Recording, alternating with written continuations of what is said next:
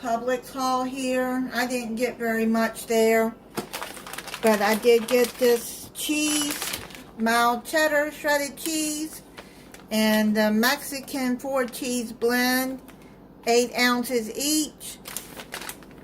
They were on sale 2 for $5. Then I got a 4-berry yogurt parfait. That's pretty good.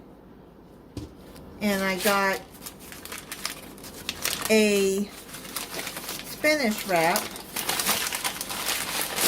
Let me show you what it looks like. I already ate half of it, but this is a spinach wrap. I got a roast beef. And you put whatever toppings you want on it. They make it at the deli. They're really good. They got good submarines too.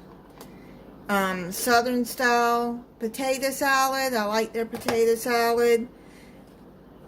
I got some palm olive dish detergent and Badia paprika. I needed some. I was out.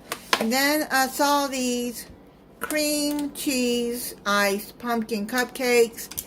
They got really badly messed up on the way home.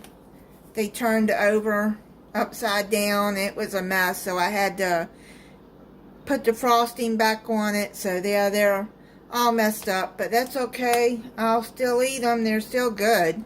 And that's it on my Publix haul.